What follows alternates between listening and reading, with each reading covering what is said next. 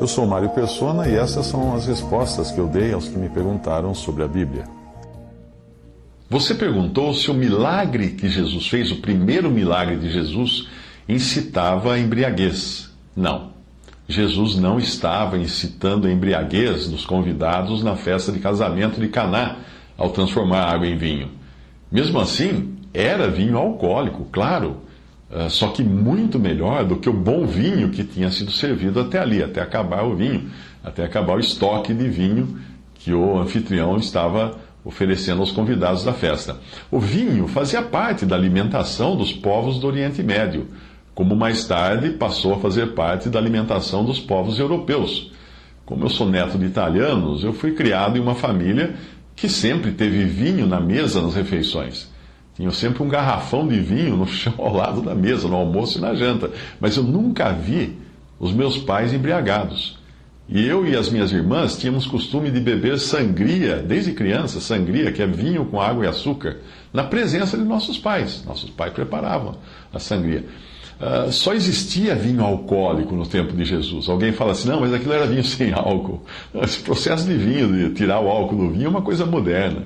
Os vinhos não alcoólicos que você encontra hoje são vinhos alcoólicos que passam por um complicado processo de retirada de álcool e depois precisam ser pasteurizados para não estragar, porque um vinho sem álcool, um suco sem álcool, ele estraga.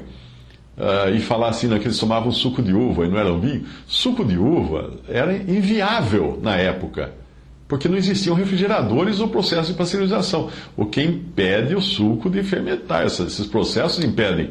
E a uva tinha uma colheita durante uma vez por ano, e obviamente que o resto do ano, se eles fossem guardar esse suco para tomar no resto do ano, não tinha como conservar.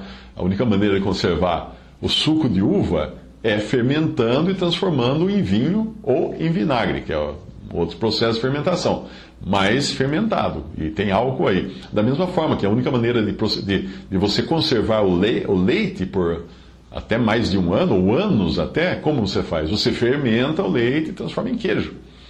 O problema é que muitos cristãos norte-americanos, descendentes dos puritanos e metodistas que fugiram da Inglaterra até por causa da perseguição que era feita contra eles até por anglicanos, outros de outra seita cristã, esses que foram para a América, criaram a noção de que beber vinho é pecado. Os puritanos, apesar de não proibirem o vinho, eles exerciam um rigoroso controle sobre o hábito de beber vinhos. Os metodistas, que vieram depois de John Wesley, baniram o álcool completamente de entre os membros das suas congregações. E foi daí que se originou a noção que muitos cristãos protestantes têm até hoje de que beber álcool em qualquer quantidade seja pecado. Essa ideia acabou se espalhando por muitas denominações, apesar de cristãos das denominações mais antigas, como as diferentes divisões do protestantismo, do catolicismo, do protestantismo, continuarem não tendo restrições a não ser contra o abuso da bebida alcoólica, que é o que a Bíblia condena, o abuso, a embriaguez. É sabido até que os monges católicos de todas as épocas foram grandes produtores de vinho e de cerveja de qualidade nos seus mosteiros. A cerveja talvez seja uma bebida alcoólica tão antiga quanto o vinho, porque ela já era utilizada pelos antigos sumérios e também pelos egípcios. Portanto, embriagar-se é pecado. Beber vinho, não. 1 Coríntios 11, 21. Porque comendo, cada um toma antecipadamente a sua própria ceia, e assim um tem fome e o outro embriaga-se. Isto mostra que o vinho que era utilizado na ceia do Senhor em Corinto, era vinho alcoólico, porque quem ia se embriagar com suco de uva na ceia do Senhor? Efésios 5,18. E não vos embriagueis com vinho em que há contenda, mas enchei-vos do Espírito. Do mesmo modo, outro dia alguém colocou uma frase engraçadíssima, dizendo que crente não bebe, mas come, que é uma bênção, né? E do mesmo modo, a glutonaria é pecado. Comer refeições todos os dias para se manter vivo não é pecado. Mas comer demais é pecado. Provérbios 23, 2. E se és homem de grande apetite, põe uma faca à tua garganta.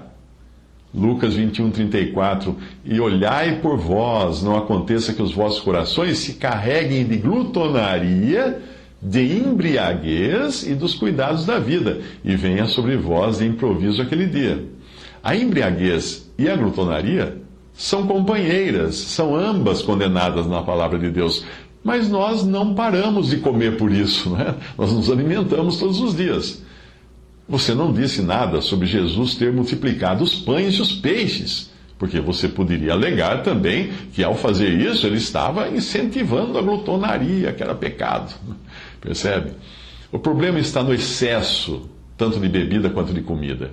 E é isto que é condenado pela palavra de Deus. Deuteronômio 21:20. E dirão aos anciãos da cidade: este nosso filho é rebelde e contumaz, não dá ouvidos à nossa voz, é um comilão e um beberrão.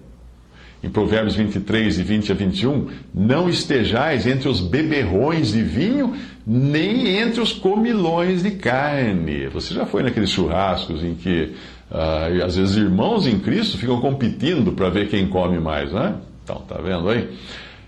A passagem continua dizendo: porque o beberrão e o comilão acabarão na pobreza, e a sonolência os faz vestir-se de trapos.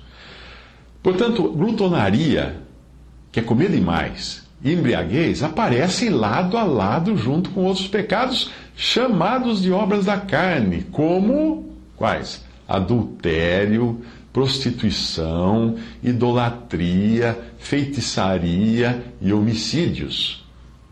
Percebe? Quando você lê essas passagens e você vê aqueles, às vezes, cristãos comilões, não é? Cristãos obesos, excessivamente obesos, falando mal de gays, por exemplo, olha a passagem.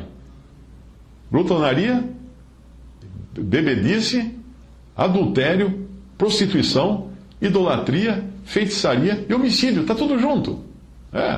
Gálatas 5, 19 a 21. Porque as obras da carne são manifestas, as quais são adultério, prostituição, impureza, lascívia, idolatria, feitiçaria, inimizades, porfias, emulações, iras, pelejas, dissensões, heresias, invejas, homicídios, bebedices, glutonarias e coisas semelhantes a estas, acerca das quais vos declaro, como já antes vos disse, que os que cometem tais coisas não herdarão o reino de Deus.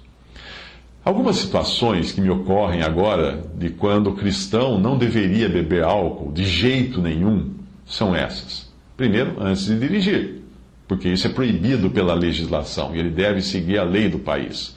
E também é perigoso, porque diminui os seus reflexos.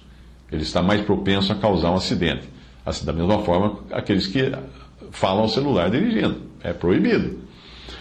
Outra situação em que o cristão nunca deve comer, não deve beber bebida alcoólica, quando ele está na presença de outros irmãos que têm restrições à bebida ou que já tiveram problemas com o alcoolismo. Porque isso vai servir de escândalo para aqueles que não acham que não deve beber, e de tropeço para aqueles que tiveram problema com bebida. E não podem ver alguém beber na frente deles, que eles podem ficar com vontade.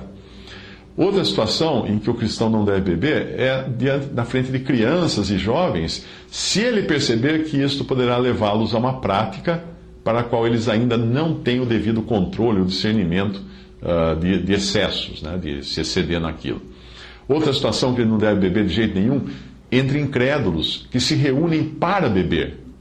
Eu não estou me referindo a um jantar, a uma celebração, como um casamento, mas a reuniões em bares. Um cristão não tem nada que ir a um bar beber com os amigos.